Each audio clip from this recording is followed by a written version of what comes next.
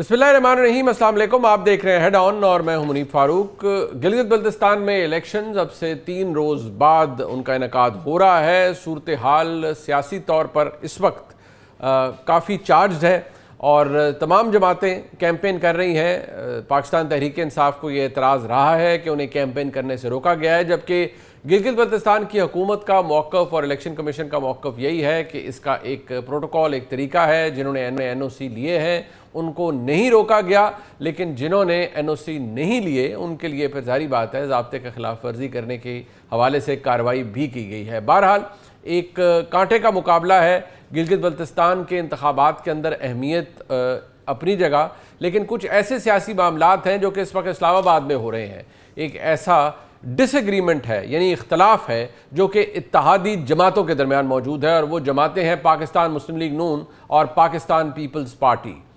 Budget आने वाला है अगले कुछ दिनों के अंदर, उसके हवाले से जो इकनॉमिक सर्वे है वो भी सामने आने वाला है।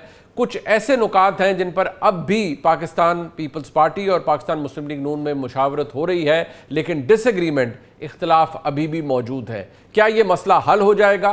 क्या ये अफवाह थी या ये बात दुरुस्त थी कि बजट से पहले एक भरपूर कोशिश की जाएगी 28वीं तरमीम लाने की?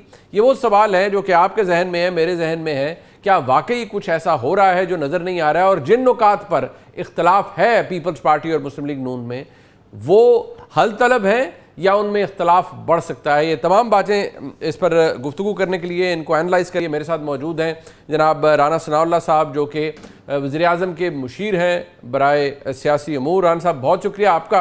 राना साहब, सबसे पहले तो मैं आपसे ये जानना चाहूँगा कि गिलगित बल्तिस्तान इलेक्शन बिल्कुल अब करीब है।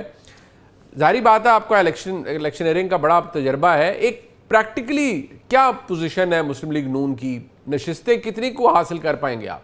वहाँ पे 24 हलके हैं, जिनमें से 2 हलकों में हम 2 इंडिपेंडेंट कैंडिडेट्स को सपोर्ट कर रहे हैं और 22 पार्टी टिकट जो है वो हमने जारी किए हैं।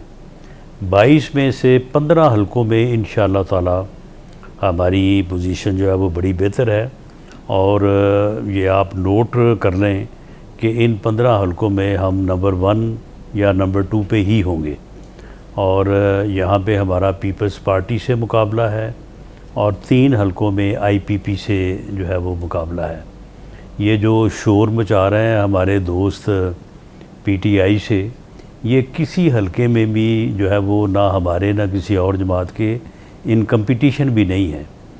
तो इंशाअल्लाह ताला हमारी कोशिश तो उन 15 हलकों में जो है वो नंबर 1 पे आने की ही है, लेकिन बहरहाल माइनस प्लस जो है ये इसके करीब करीबी रिज़ल्ट जो है वो होगा इंशाअल्लाह।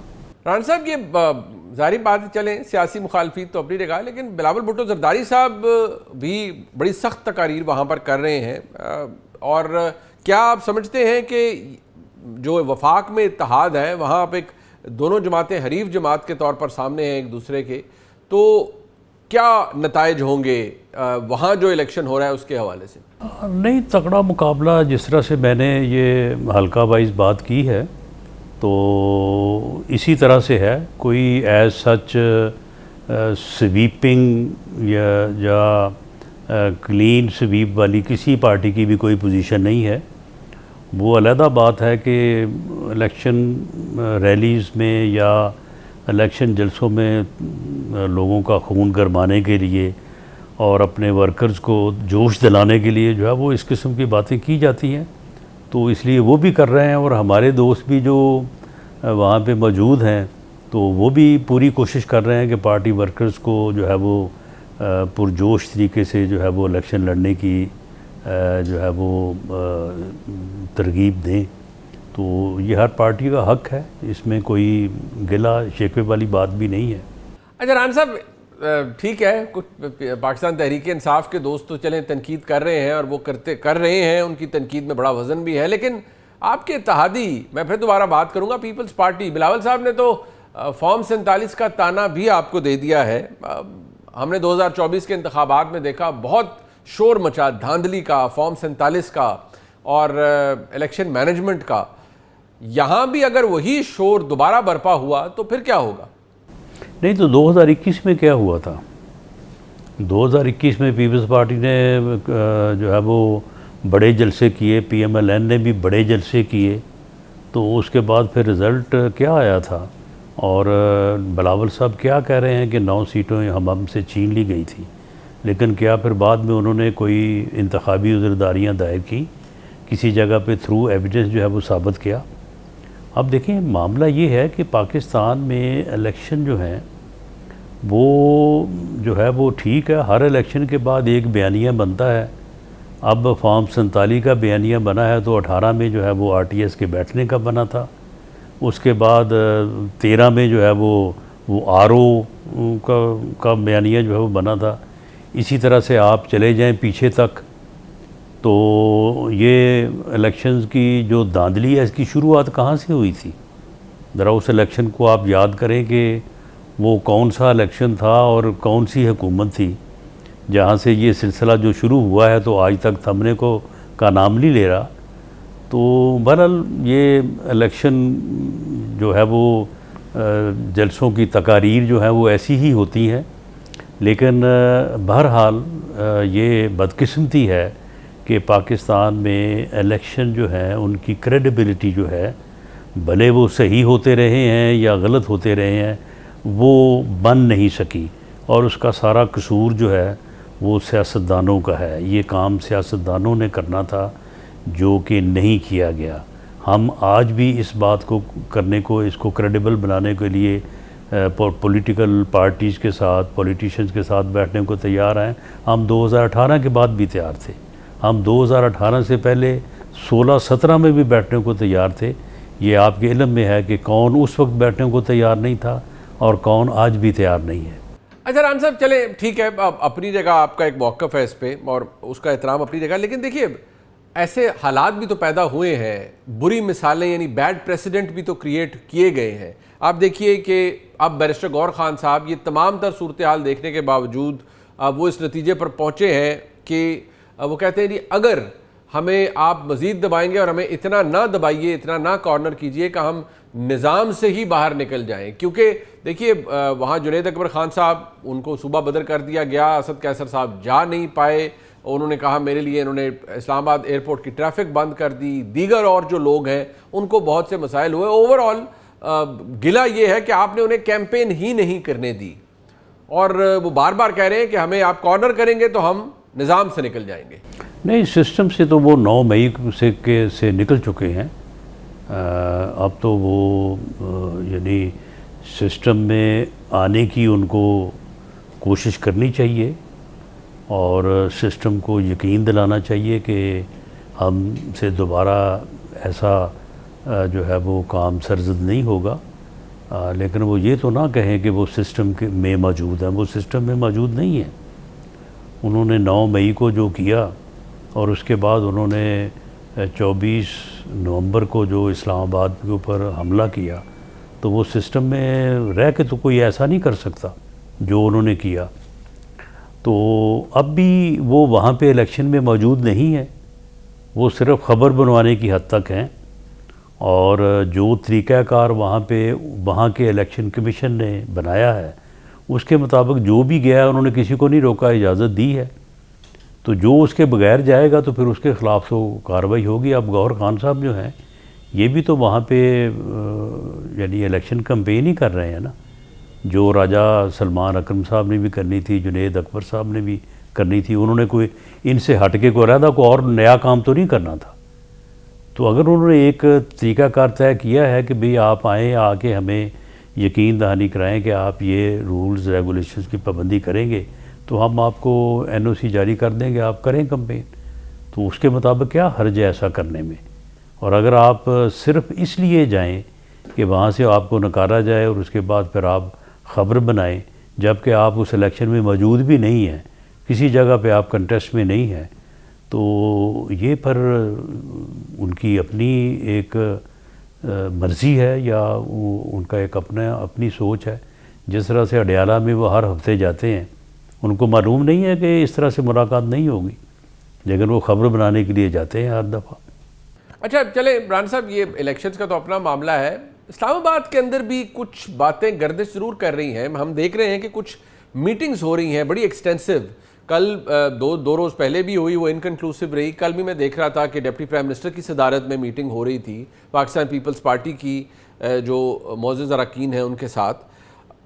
पीपल्स पार्टी के तहफ़्फ़ुज़ात क्या हैं और क्या ये बड़े डेप्थ इख्तियार कर चुके हैं ये इख्तिलाफ़ात, और क्या ऐसा है कि आपकी ख्वाहिश है कि आप 28वीं तरमीम के अंदर ऐसी तरमीम करें कि आप कराची को भी वफाक चलाए, गवादर को भी वफाक चलाए? इसका जिक्र आपको पता है बिलावल भुट्टो जरदारी साहब ने भी तकारीर में किया है। तो ये बुनियादी तहफ़्फ़ुज़ात या इख्तिलाफ़ात हैं क्या आखिर? नहीं, हम एक दूसरे के बिल्कुल करीब हैं, बल्कि एक दूसरे से जुड़े हुए हैं। बाकी रही बात ये कि मुख्तलिफ़ इशूज़ के ऊपर मुख्तलिफ़ नुक्ता नज़र होना जो है, ये कोई जुदाई तो नहीं होता, ये पार्टीज़ के अंदर भी होता है इख्तलाफ राय। उनके साथ हमारा इख्तलाफ राय ज़रूर मौजूद है। सूबों की तकसीम हो, बल्दियाती निज़ाम के एम्पावर करने की बात हो, वाटर मैनेजमेंट या वाटर रिकॉर्ड से मुतल्लिक़ इशूज़ हों, ये इन NFC से मुतल्लिक़ मामलात जो हैं, वफाक और सूबों के माबैन 18वीं तरमीम के बाद जो ज़िम्मेदारियां हैं उनकी तकसीम की बात है, इसके ऊपर अपना अपना नुक्ता नज़र है। इसलिए हर किसी को, हर सियासी जमात को अपना नुक्ता नज़र रखना भी चाहिए, उसके ऊपर बात भी करनी चाहिए, लेकिन विदाउट कंसेंसस किसी को भी आगे प्रोसीड नहीं करना चाहिए। तो बजट से मुतल्लक़ उनकी अपनी तजावीज़ हैं, हमारी अपनी तजावीज़ हैं। इसके ऊपर भरपूर कोशिश हो रही है कि कोई कॉमन पॉइंट जो है उस तक पहुंचा जा सके, और होपफुली मैं आपको यकीन दिलाता हूं कि इंशाल्लाह उस तक हम पहुंच जाएंगे, और पहुंचने के बाद जो है ये बजट इंशाल्लाह 10 को पेश भी होगा और 30 जून से पहले पास भी होगा। अच्छा राना साहब, ये जो बजट अब आप खुद कह रहे हैं कि चलें जी वो 10 तारीख को आ जाएगा, चलें 10 आए 12 आए या 30 से पहले आपने उसे मंजूर करना है। बट सवाल ये है कि क्या कभी आपकी ये कोशिश थी या अभी भी है कि इस बजट से पहले 28वीं तरमीम को मंजूर करवाया जाए, और इसके लिए बड़ी कोशिश काविश की गई है लेकिन आप कामयाब नहीं हो सके? ये महज अफवाह है। बजट से पहले कोई आईनी तरमीम को पास करवाने की कोई बात किसी जगह पे भी मौजूद ही नहीं है। अच्छा राना साहब, ठीक है, चले अब ये एक ऐसी चीज़ है जिसपे आप खुद कह रहे हैं कि ये तवज्जो तलब है, बहस भी होती है, आप कंसेंसस के बगैर आगे नहीं चलेंगे, लेकिन एक मसला बेनज़ीर इनकम सपोर्ट प्रोग्राम का है। आप खुद हल्के की सियासत करते हैं। बेनज़ीर इनकम सपोर्ट प्रोग्राम एक ऐसा प्रोग्राम है जो अक्रॉस पाकिस्तान काम करता है, और जो पुअरेस्ट ऑफ द पुअर है, यानी गरीब तरीन लोग हैं, उनकी जो माली मुआवनत है वो हुकूमत पाकिस्तान करती है इस प्रोग्राम के तहत। अभी मैं एहसन इकबाल साहब की गुफ्तगू सुन रहा था, उन्होंने कहा कि सूबे इसके अंदर हिस्सा डालें, और अगर डालेंगे तो वफाक के पास कुछ अरब रुपया बच जाएगा, वफाक को उसमें सहूलत होगी, और आप ये कह रहे हैं कि जी सूबे इसमें हिस्सा डालें। ये क्या मौक़िफ़ है? जी बिल्कुल है, और हमारी इसके ऊपर बड़ी कंफर्म और कंसिडर्ड ओपिनियन है कि 18वीं तरमीम के बाद इस किस्म की तमाम सर्विसेज जो हैं ये सूबों की ज़िम्मेदारी है। अगर 58% वसाइल से जो है वो सूबों ने हिस्सा लेना है तो ये सर्विसेज भी सूबों को देनी है। इसका बोझ जो है वो मरकज़ पे नहीं होना चाहिए। इसके ऊपर बिल्कुल हमारी जो है वो बड़ी कंफर्म राय है, और हमें इसके ऊपर जो है वो पूरी जो है वो राय के इजहार का मौका जब भी मिलता है हम अपने पीपल्स पार्टी के दोस्तों से बात करते हैं। हम इस प्रोग्राम के ख़िलाफ़ नहीं हैं, लेकिन पंजाब में जो इसका डेटा है वो इंतहाई गलत है। वहाँ पे बेपनाह करप्शन है, और ये समझ लें कि बिलो दी पावर्टी लाइन लोगों की बुनियाद के ऊपर जो है ये लूट मार है। पंजाब का डेटा दुरुस्त नहीं है, तो उसको भी ठीक किया जाना चाहिए, और उसके बाद सूबे को चाहिए कि वो दूसरी स्कीमों की बजाय इस स्कीम में जो है वो तकसीम करें वो। तो इसके ऊपर हमारे एतराज़ात हैं, लेकिन कोई ऐसी सूरत हाल नहीं है कि हम कोई इस बात को यक तरफ़ा तौर पे जो है वो करने जा रहे हैं। हमारा मौक़िफ़ है, और हम पीपल्स पार्टी के दोस्तों से इसके ऊपर डिस्कस करते भी रहे हैं और करेंगे भी आगे इंशाल्लाह। अच्छा, फिर इस पे राना साहब डिसएग्रीमेंट तो ये है ना, देखिए बिलावल साहब कह रहे हैं कि आप अगर इसको प्रोविंशियल कर देंगे, यानी सूबों का इसमें आप इन्वॉल्वमेंट करेंगे, वो इसे इक्वेट कर रहे हैं कि आप BISP को ख़त्म कर देंगे, और वो ये कह रहे हैं साजिश है, ये हम नहीं होने देंगे। और वो इसके ऊपर बड़ा बड़ा जिसे कहते हैं उनकी पोजीशन बड़ी मजबूत है, और वो इसको बड़ी क्रिटिसिज्म भी इसके ऊपर कर रहे हैं, तो इस पर आप क्या कहेंगे? नहीं देखें, कंसेंसस के बगैर तो हम नहीं करेंगे, लेकिन जिस चीज़ को हम दुरुस्त समझते हैं वो बात हम ज़रूर करते रहेंगे। और जहाँ तक इस बात का तल्लक है कि जी पूरी दुनिया भर में ये काम वफाक करते हैं, तो पूरी दुनिया भर के वफाक के और वहाँ पे जो सूबाई इकाइयाँ हैं उनमें जो वसाइल की तकसीम है उसको देख लें। उन मुल्कों की तरह जो है वो जो तरीक़ाकार या रेशो वहाँ पे है वही पाकिस्तान में कर लें तो ठीक है, फिर वफाक कर लेगा। यानी हम तो किसी चीज़ के ऊपर हम किसी बात पे रिजिड नहीं हैं। हम अगर ऐसे है तो चलें, ऐसे बैठ के देख लेते हैं इस चीज़ को। लेकिन एक हमारी राय ज़रूर है कि 18वीं तरमीम के बाद वसाइल के हवाले से सूबे जितने तवाना और जितने इंडिपेंडेंट हैं, इस सोशल सर्विसेज जो है ये उनको अपनी ज़िम्मेदारी के तौर पे निभानी चाहिए। अच्छा राना साहब, अब हम देख रहे हैं कि ज़ाहिर बात है आपके पाकिस्तान तहरीक इंसाफ से तो मामलात दुरुस्त नहीं है और अभी भी वैसे ही चल रहा है। अब गुज़िश्ता रोज़ सोहेल आफरीदी साहब ने कहा, खैबर पख्तूनख्वा के वज़ीर आला हैं, वो इस्लामाबाद हाई कोर्ट गए हैं कि जी हमें इजाज़त दी जाए, अदालत इजाज़त दे, हमें हमारी मुलाकात हो इमरान खान साहब से, क्योंकि वो और सूबाई वज़ीर ख़जाना मिलेंगे, मुशावरत करेंगे इमरान खान साहब से सूबाई बजट के ऊपर, तो उसके बाद सूरत हाल बेहतर होगी और वो फिर अपना बजट पास करेंगे। और वो कहते हैं अगर ऐसा ना करने दिया गया हमें तो फिर हम पार्लियामेंट हाउस के बाहर 10 तारीख को भरपूर एहतजाज करेंगे और वफाकी हुकूमत को ये बजट भी मंजूर नहीं करने देंगे। देखें, बात ये है कि वो कहते हैं ना कि याद माजी अजाब है यार। अब ये ऐसा मुकाफ़ात अमल है कि जिसकी मेरा ख़्याल है कि कम अज़ कम मेरी जो है वो याददाश्त के मुताबिक तो मिसाल नहीं मिलती। ये फ़ैसला तो सुप्रीम कोर्ट ने किया था मियां नवाज शरीफ के ख़िलाफ़ कि जब किसी बंदे को सज़ा हो जाए तो ना वो किसी सियासी जमात को हेड कर सकता है, ना वो सियासत में हिस्सा ले सकता है, ना वो सियासी तौर पे कोई फ़ैसला कर सकता है, बल्कि सेनेट का टिकट भी वो नहीं दे सकता। अगर उसके दस्तखत हैं वहाँ पे तो सेनेट के उम्मीदवार आज़ाद तसव्वुर होंगे। अब ये फ़ैसला तो हुआ था मियां नवाज शरीफ के ख़िलाफ़। अब आप मुकाफ़ात अमल देखें, ये करवाने वाले यही थे उस वक्त, इन्हीं के वो बाबा डैम साहब जो हैं वो सुप्रीम कोर्ट के चीफ जस्टिस थे। तो अब जनाब बात ये है कि ये किससे मशवरा करना चाहते हैं जी सूबाई बजट को पेश करने के लिए? तो वो तो ना पार्टी के हेड हैं, ना वो कोई सियासी मशवरा दे सकते हैं, ना वो सियासत में हिस्सा ले सकते हैं। तो फिर ये किस मशवरे के लिए वहाँ हाई कोर्ट से ऑर्डर्स हासिल करेंगे? टेक्निकली और कॉन्स्टिट्यूशनली और लीगली तो बिल्कुल इनकी दरख्वास्त जो है वो रिजेक्ट हो जाएगी। तो बाकी ठीक है, इन्होंने दायर की है, देख लें, अगर हाई कोर्ट फ़ैसला करती है, इनको इजाज़त देती है तो जाके कर लें मुलाकात और बजट जो है वहाँ से उनसे पास करवा के ले आएँ। अच्छा राना साहब, पाकिस्तान तहरीक इंसाफ के मसाइल भी अपनी जगह मौजूद हैं। अब सोहेल आफरीदी साहब वज़ीर आला हैं, लेकिन जो इमरान खान साहब की हमशीरा हैं मोहतरमा अलीमा खानम साहिबा, उन्होंने आफरीदी साहब को ये मशवरा दिया है कि आप इसे कंडीशनल कर दें और अगर आपकी मुलाकात नहीं करवाई जाती इमरान खान साहब से, यानी आफरीदी साहब की, तो फिर वो बजट पास ना करें खैबर पख्तूनख्वा का। तो अगर ऐसा हो तो मैं बहसीत एक सियासतदान और बहसीत एक कानूनदान के आपके सामने सवाल रखूँगा कि फिर एग्जैक्टली क्या हो सकता है? आप कुछ करेंगे या ऑटोमेटिकली कुछ खैबर पख्तूनख्वा की हुकूमत के साथ होगा? मेरे ख्याल में अगर हुकूमत जो है वो बजट पास ना करे तो that government cease to exist. तो बाकी ये अगर नहीं पास करेंगे तो 1 जुलाई को जो है इसका फ़ैसला हो जाएगा।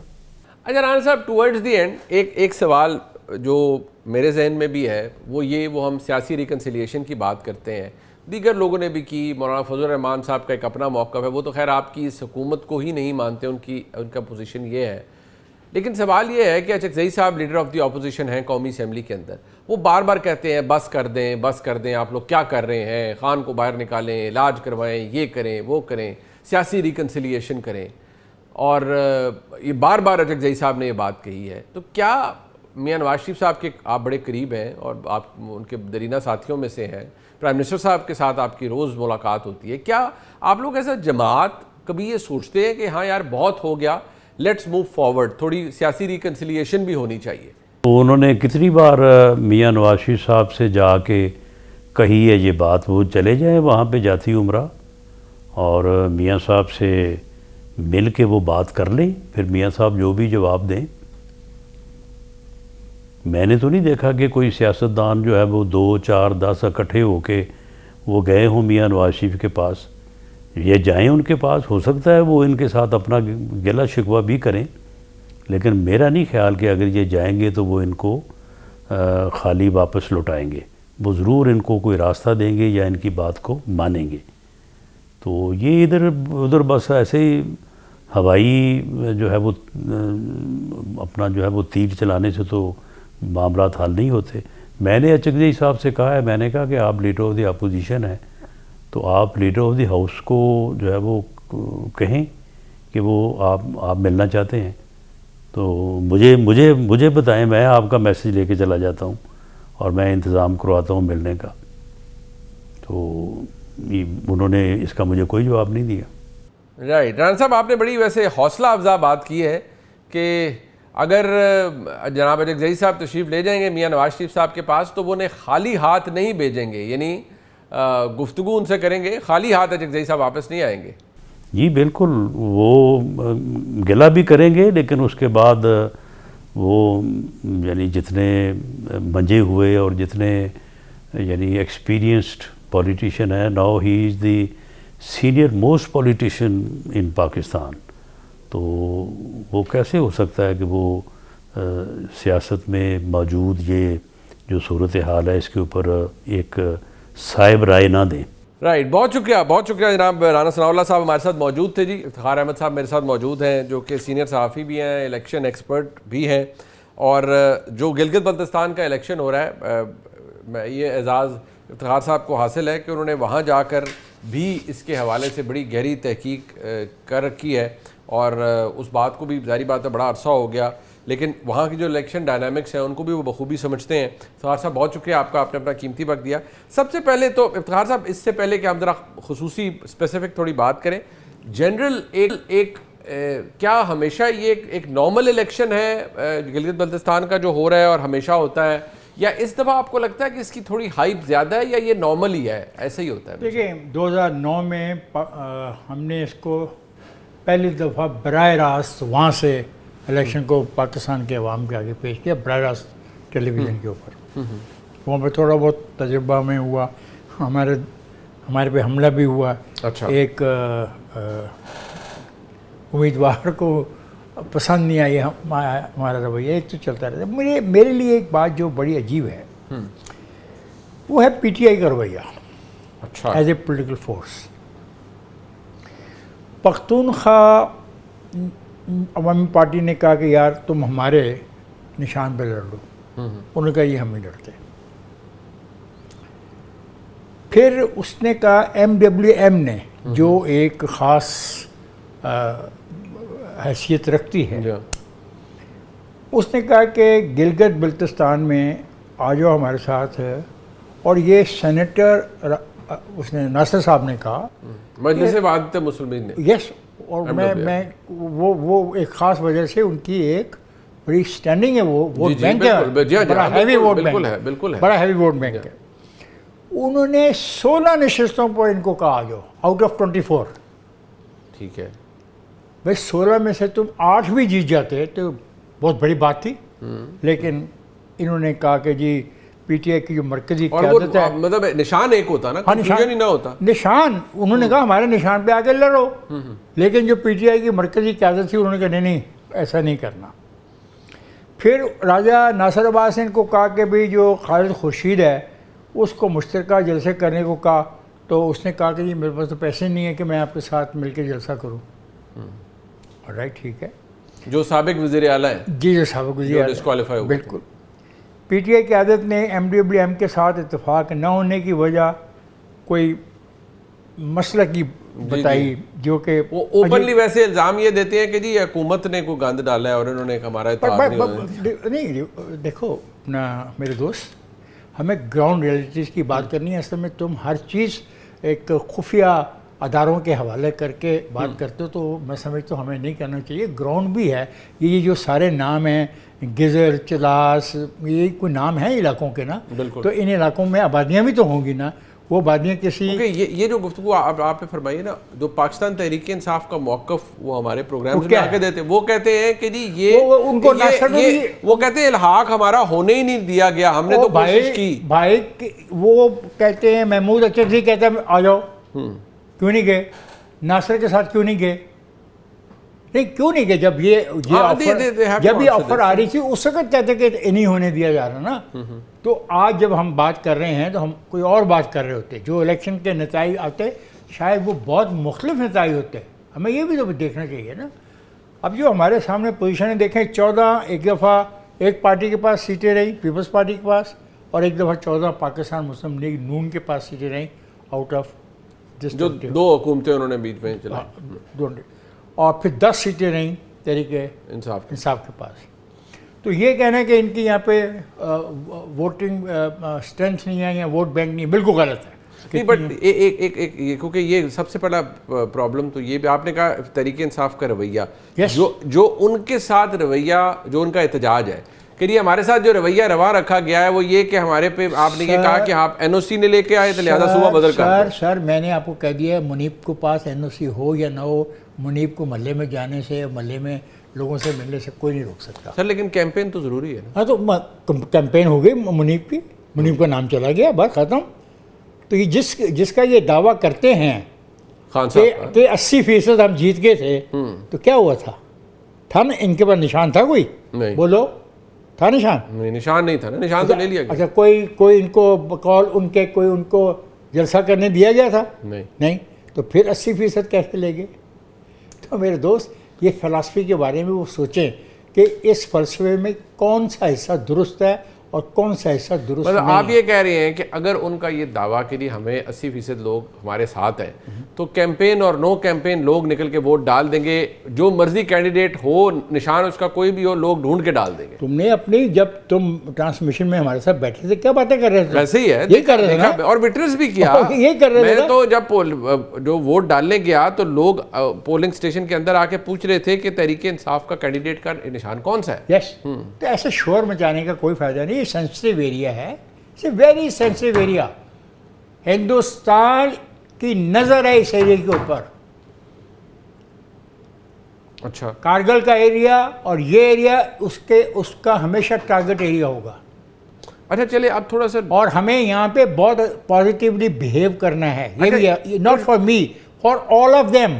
2 डायनामिक्स आपके सामने। yes, एक इफ्तिखार साहब, एक तो आपने देखी, आप इसे सरप्राइज एंट्री कहेंगे कि मियां नवाज शरीफ साहब को I would say relatively late उनको वहाँ लाया गया। उनकी शायद वो, एक तो मियां नवाज शरीफ साहबा की सेहत ठीक नहीं थी, उनकी सर्जरी हुई, वो नहीं जा सकी। मियां साहब को पहले उनको कैंपेन के लिए लाना चाहिए था, वो गए भी लिमिटेड टाइम के लिए थे। एक उन्होंने जलसा को, या छोटा था उसको खिताब किया, बात की, and then he came back. क्या उनको ले जाना दुरुस्त था इस स्टेज पे जब ले जाया गया, और क्या इसीलिए ले जाया गया कि जब बस ठीक है वी आर कंफर्टेबल तो अब पार्टी हेड को आना चाहिए? मरीब अगर इतने कंफर्टेबल थे तो पार्टी हेड को नहीं जाना चाहिए था। नहीं जाना चाहिए। yes. पार्टी मियां नवाज शरीफ की मतलब पार्टी नहीं, जब इतने कंफर्टेबल थे और बकौल आपके उन्होंने एक जलसा किया, क्या एक जलसे से कंफर्टेबल हो गए 24 नशिस्तों में? नहीं, ऑफ कोर्स नहीं। ठीक आंसर माय क्वेश्चन यार। नहीं, मेरा नहीं ख्याल। तो फिर ये सोच ऐसी ना करो। मेरा ख्याल था मियां साहब का रोल यही था कि बैठ के बताते, वो जानते थे सारी फर्स्ट ईयर लीडरशिप चली जाती जाए, चली भी गई है सारी, गई भी थी। सारी गए। मुझे बताओ कौन नहीं गया? हाँ, सारे गए थे, सारे गए थे। क्या उनको अपने उस लीडरशिप पे एतमाद नहीं है? ये बहुत अजीब किस्म की बात है। आज वो एक लीडर था एक सियासी पार्टी का, पीपल्स पार्टी के, वो थे बिलावल साहब तकरीर कर रहे थे, क्या कह रहे थे आवाम की बात कर रहे थे, कोई सड़क की बात की हो, गुर्बत के ख़ात्मे के कोई बात की हो। नहीं तो आज भी वो लोग कहते हैं हमें ओवरवेलमिंग मेजॉरिटी दिलवाएं ताकि हम आवाम की खिदमत करें। अच्छा, पहले लोग कहते हैं कि ये पहले वो जो 14 सीटें मिली थी तो 24 में से 14 मिली थी तो क्या हो गया था? एक काम अच्छा किया था इन्होंने, दिस आई अप्रिशिएट, जो जरदारी ने किया था कि गिलगित बल्तिस्तान का जो नाम बदल के हम इसको नॉर्दर्न एरिया कहते थे, उसने कहा नहीं इसको हम गिलगित बल्तिस्तान कहेंगे, it was a good thing. लेकिन क्या बाई चेंजिंग द नेम लोगों को रोटी मिल गई, रोज़गार मिल गया, अच्छी तालीम मिल गई, अच्छी सड़कें मिल गई? PMLN का क्लेम ये है कि जी, और अभी वहाँ जो लोकल सर्वेज में जो लोगों का एक ओवरवेलमिंग मेजॉरिटी ये कहती है कि जी PMLN के दौर में बड़ा काम हुआ और वो, लेकिन वहाँ बिजली के मसाइल आज भी वही हैं। वहाँ मियाँ साहब ने बल्कि अपनी तकरीर में कहा कि सर्दियों में जो 20 बड़ी अच्छी बात है मियाँ साहब ने जो कहा, तुम इसको कामयाबी का दावा समझते हो? I don't know, No, be blunt. मेरा नहीं ख्याल। So, मेरा ख्याल था उनको बैठ के कमरे में नक्शे बना के और कितना वोट है, कितना वोट बैंक है, किस गांव में कितना वोट है, हम करते हैं जो बेसिक मैथमेटिक्स है, पूरी मैथमेटिक्स है। और फिर एजुकेट करते हैं कि यार मुनीब के हल्के में 300 वोट है, सबसे ज़्यादा मुनीब पे वाला साहब इन्फ्लुएंस है। फिर हम आपके वाला साहब के पास जाते हैं कि चाचा जी को मदद करो। चाचा जी कहने ने मैं तो नहीं गलबात करनी, तुम नलायक लोग आए पाए, और आखिरी चाचा जी सानू चाशा पिया देंगे ने फौरी तौर पर जस सका चाचे और असी कप पीने पूरे इलाके की गल मशहूर हो जाती है, लो जी मुनीब दे वाले साहब ने इफ्तिखार साहब भी मैदा ऐलान कर दिता, ये तो गल मुक गई। This is what our politics is there. नहीं, but you cannot expect Mian Nawaz Sharif to do this for everyone, ना? Not for everyone. I'm not saying it. यार तुम कंफ्यूज कर रहे हो मुझे। Okay. वो बैठ के प्लान करते, ऑर्गेनाइज करते। मतलब अपने लोगों को बनाते कि यार ये काम करो जा। Yes. बट उन्होंने ये काम किया होगा, I'm sure. लेट्स सी, देखेंगे। नहीं, बट आपको अच्छा चले एक सेफ गैस है, चले इफ्तिखार साहब 7 to 8 पीपल्स पार्टी, 7 से 8 पीपल्स पार्टी, People's 14 तो हजूर चाहिए हुकूमत बनाए, अदियां तो 7 देती to हैं 8 उन्होंने। पीपल्स पार्टी, IPP 4। ठीक है जी। अलीम खान साहब must be very happy। I don't know. Pakistan Muslim league Nawaz 5 clear. 5 आप कहते हैं अभी वो क्लियर है आज जब हम बात कर रहे हैं। देखिए एक बात याद रखिएगा, जब तक आखिरी वोट काउंट नहीं होता मैं इलेक्शन के नताइज को नहीं मानता। ठीक है, आप उसे गैर हतमी गैर सरकारी कहेंगे, तो ये जनाब गैर हतमी गैर सरकारी प्रेडिक्शन है जो भी। और ये जो वादत मिली है माइट बी गेटिंग 2। ओके, और इंडिपेंडेंट भी है ना, 2 इंडिपेंडेंट्स को तो PMLN सपोर्ट कर रही है। 4 इंडिपेंडेंट आई एक्सपेक्ट। 2 उनमें से मुस्लिम लीग नून की हमायती हैं, हिमायत याफ्ता है। मैं 4 एक्सपेक्ट कर रहा हूँ। अब आए मसलन, नहीं I don't want to go seat to seat, मैं नहीं जाना चाह रहा, लेकिन आपने एक केयरफुल असेसमेंट हमें दे दिया है कि People's Party Darel will go to People's Party, Tangir will go to IPP, Chilas आज़ाद versus PMLN, IPP 60% over there. कुछ जगहों पे बड़ा नेक टू नेक मुकाबला है। हाँ, नेक टू नेक मुकाबला है, there is a neck to neck मुकाबला। मशरक खरवंग में बड़ा नेक टू नेक मुकाबला है, देयर इज नोन GBA 11 कांटेदार मुकाबला है, शिगर में कांटेदार मुकाबला है, GBA 12 में। हाँ कांटेदार। It according to my assessment and my information, I am not there, this is what I have been learning from you, I have been learning from all of you, जितने व्लॉगर्स हो आप सबको मैं सुन रहा था, मैं लिख रहा था कौन कितना कह रहा है, तो फिर सबको इकट्ठा करके मैं इस नतीजे में पहुंचा। मैं तो खुद वहाँ पे हूँ ही नहीं हूँ। साहब वक्त खत्म हो गया, thank you very much. Programme आपने देखा जी, इसका फीडबैक जरूर दीजिएगा, देखने का बहुत शुक्रिया। खुदा।